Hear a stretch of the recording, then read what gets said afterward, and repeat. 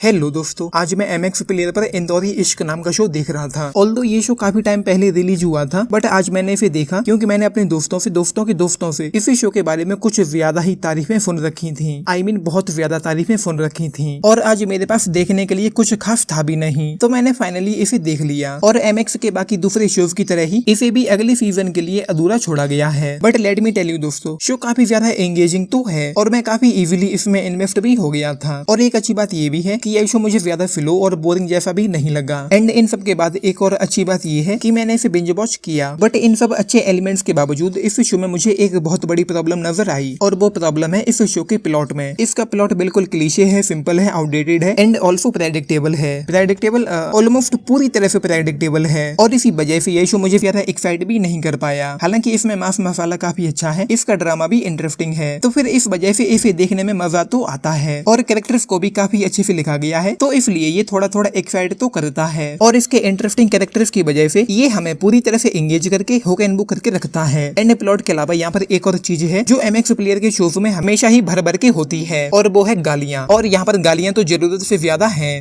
बहुत ज्यादा है। इसके कैरेक्टर्स गालियां दिए बगैर एक भी लाइन पूरी नहीं बोल पाते। और इसका प्लॉट यार मुझे समझ नहीं आ रहा कि इसे किसने और क्या सोचकर लिखा। यार ऑनेस्टली पहले 3 एपिसोड्स मुझे काफी अच्छे लगे क्योंकि वहाँ पर एक इंटरेस्टिंग स्टोरी चल रही थी। वो स्कूल एंड अदर थिंग्स, मतलब इस शो का वो वाला पार्ट जब ये पास्ट में चलता है वो मुझे पर्सनली काफी अच्छा भी लगा। और जब ये शो प्रेजेंट में आता है, जब वो इंदौर को छोड़कर मुंबई आ जाता है, जब चीजें बिगड़ चुकी होती हैं, तो वहाँ पर इसके बाद इस शो में कोई पोटेंशियल, इसका कोई सर पैर दिखाई नहीं देता। कहानी कहाँ किस दिशा में जा रही है, क्यों जा रही है, कुछ समझ ही नहीं आता। मेरे कहने का मतलब ये है कि समझ नहीं आता कि इस प्लॉट को क्यों लिखा गया। स्टोरी मुझे जबरदस्ती आगे खींचती हुई, ड्रैग होती हुई फील हो रही थी क्योंकि 3rd एपिसोड के बाद अगले 2-3 एपिसोड्स में स्टोरी वाइज यहाँ पर कुछ भी नहीं होता। बट 5th 6th एपिसोड में एक नया एंगल, आलिया वाला एंगल आता है, जब शो दोबारा से इंटरेस्टिंग हो जाता है। मतलब वहाँ पर थोड़ा बहुत दोबारा से देखने लायक हो जाता है और एंड में जाकर चीजें दोबारा से हैप्पी एंडिंग टाइप हो जाती हैं। और वहाँ पर मैं वेट ही कर रहा था कि यहाँ पर चीजें दोबारा से कब बिगड़ेगी। और 8th एपिसोड के एंड में जाकर वही हो गया, उसी की शुरुआत दोबारा से हो गई जहाँ से ये शो शुरू हुआ था। शो के एंड में चीजें दोबारा से रिपीट हो जाती हैं, तो ये चीज मुझे पसंद नहीं आई।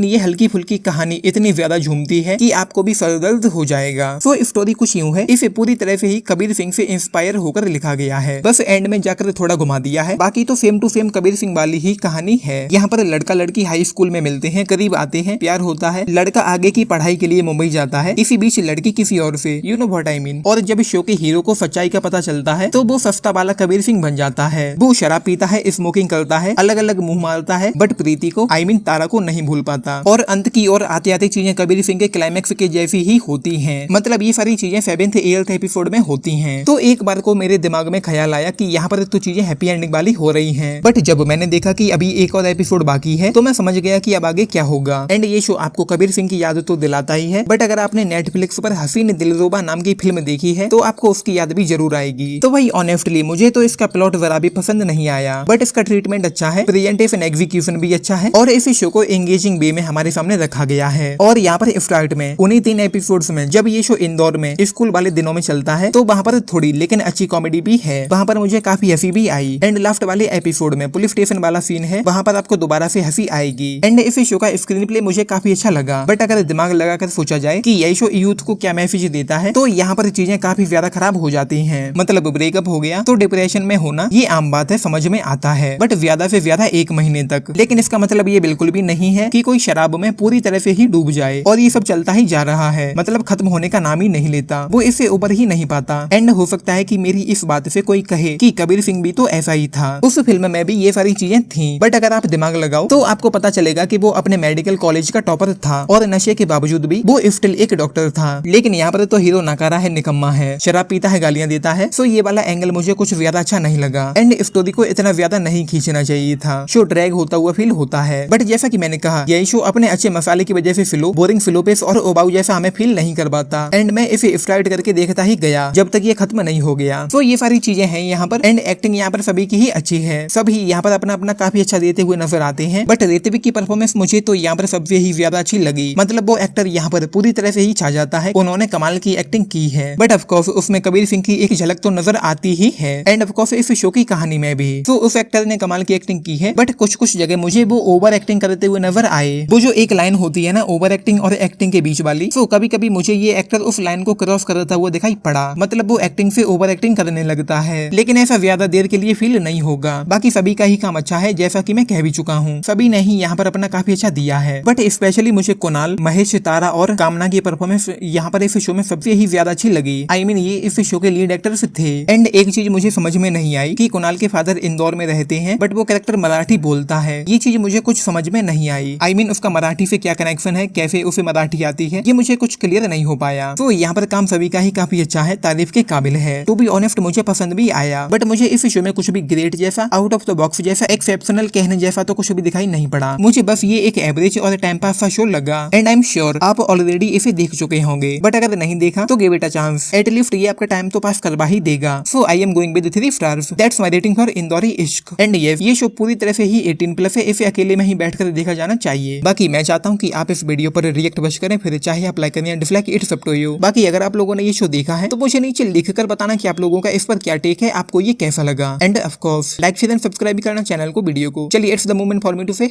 टाटा।